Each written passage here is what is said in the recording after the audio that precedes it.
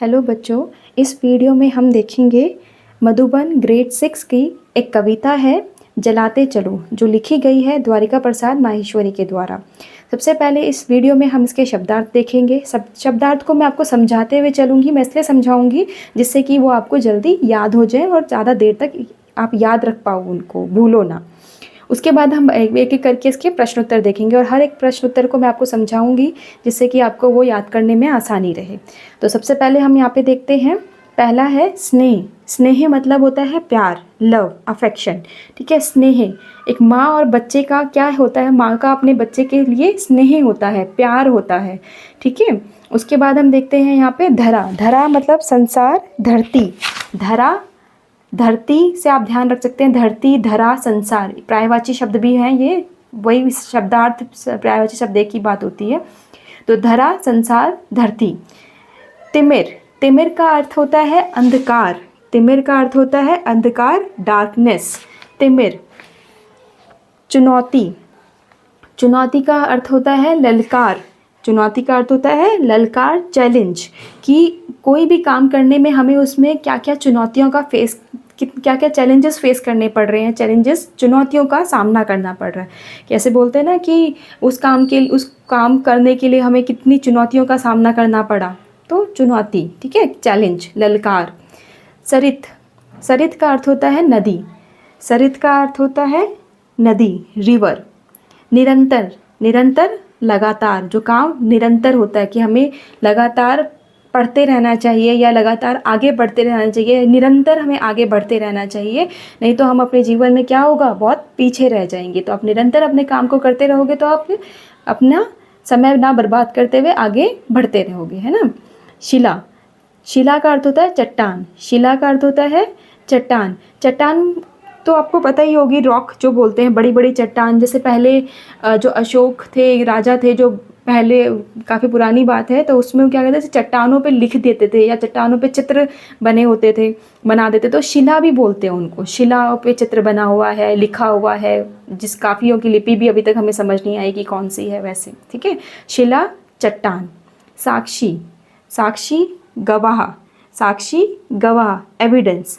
ठीक है, कि जैसे आपने मूवी वगैरह देखते हैं, उसमें होता है ना कि इसको साक्षी मानकर मैं, या गीता को साक्षी मानकर मैं कसम खाता हूँ। साक्षी मानकर मतलब ये मेरी गवाह है, ऐसे करके। ठीक है, अनगिनत। अनगिन। अनगिन मतलब अनगिनत। ठीक है, अनगिन, अनगिनत, जिसे गिना ना जा सके, जिसकी गिनती ना हो, अनगिन।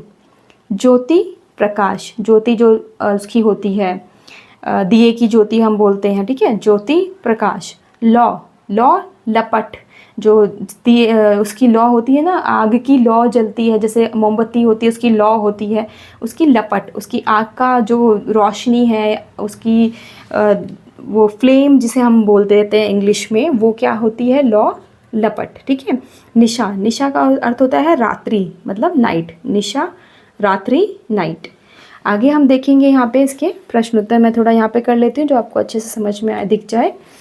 पहला क्वेश्चन क्या है, यहाँ पर प्रश्न उत्तर है। पहला है, कवि किन दियों को जलाने की बात कर रहा है। तो कविता में कवि किन दियों को जलाने की बात कर रहा है, कवि स्नेह और ज्ञान के दियों को जलाने की बात कर रहा है। किसको जलाने की बात कर रहा है, स्नेह मतलब प्यार, और ज्ञान मतलब बुद्धि। ठीक है, हमारी नॉलेज। तो प्यार और नॉलेज, ठीक है, लव और नॉलेज, स्नेह और ज्ञान, स्नेह और ज्ञान के दिए जलाने की बात कर रहा है। नेक्स्ट है, कवि ने तुम्ही शब्द का प्रयोग किसके लिए किया है। कवि ने तुम्ही शब्द का प्रयोग धरा पर रहने वाले लोगों के लिए किया है। धरा मतलब धरती, मतलब हम लोगों के लिए। कि तुम्ही मतलब जो उसमें तुम ही वो करोगे, रोशनी करोगे इसमें आगे चल के, ऐसे करके जो कविता है।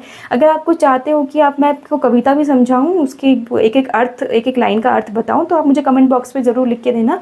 अगर आपको जानना है कि उसको पूरी कविता का क्या अर्थ है, तो मैं उसको अच्छे से समझा दूंगी आपको। अभी हम यहाँ पे देखते हैं, कवि ने तुम्ही शब्द का प्रयोग धरा पर मतलब धरती पर रहने वाले लोगों के लिए किया है। नेक्स्ट है, अंधकार और दिए से कवि का क्या तात्पर्य है। तात्पर्य मतलब वो क्या बताना चाहता है, क्या उसका क्या अर्थ है।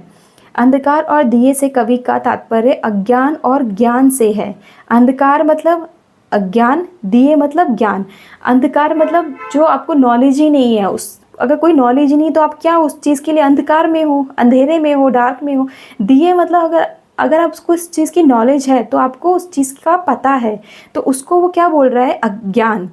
आप ऐसे ध्यान रख सकते हैं, अंधकार डार्क, को कुछ नहीं दिख रहा, कोई नॉलेज नहीं, कुछ नहीं पता। दिए, अगर दिया है मतलब लाइट है, लाइट है मतलब आपको चीज़ें दिखाई दे रही हैं, दिखाई दे रही है मतलब आपको उस चीज़ की नॉलेज है। तो ऐसे आप इस चीज़ को ध्यान रख सकते हैं, अंधकार मतलब अज्ञान और दिए मतलब ज्ञान। तो अंधकार और दिए से कवि का क्या तात्पर्य है, अज्ञान और ज्ञान से है। ठीक है, नेक्स्ट हम देखेंगे यहाँ पे, पृथ्वी का अंधकार कैसे दूर किया जा सकता है। पृथ्वी का अंधकार कैसे दूर किया जा सकता है। पृथ्वी का अंधकार स्नेह और ज्ञान के दिए जलाकर दूर किया जा सकता है। कभी यहाँ पे क्या बोल रहा है कि आप एक दूसरे से प्यार करो, लव करो और अपनी नॉलेज को एनहांस करो, बढ़ाते रहो, तो उसी से आप क्या कर सकते हो, इस पृथ्वी पे जो भी अंधकार है, अंधकार का मतलब यहाँ पे क्या है, बुराई। ठीक है, जो भी बुराइयां हैं, जो भी परेशानियां हैं, उन सब चीज़ों को आप कैसे दूर कर सकते हो, प्यार से और स्नेह, प्यार से और ज्ञान से, किससे, नॉलेज। यहाँ पे नेक्स्ट क्वेश्चन हम देखेंगे, किसने कैसे और कौन सी चुनौती स्वीकार की थी। तो इसमें कविता में जो चुनौतियाँ थी वो किसने चुनौतियाँ स्वीकार की, कैसे उसे चुनौतियों को पूरा किया और कौन सी चुनौतियाँ थी वो। तो क्या था, धरा पर रहने वालों ने, किसने चुनौतियाँ स्वीकार की है, धरा पर रहने वाले लोगों ने, मतलब हम लोगों ने। चुनौती क्या थी वो, तिमिर की नदी को पार करना। किसको पार करना, तिमिर, अंधकार, अंधकार की जो नदी है उसको पार करना है। कैसे पार करना है, ज्ञान के किनारे को पाने की चुनौती। मतलब जो अंधकार का जो की नदी जो है उसको ज्ञान से, नॉलेज से उस किनारे को पाना, यही वो चुनौती थी जो स्वीकार की गई थी। ठीक है, यहाँ पे 3 चीज़ें हैं जो आपको याद करनी है।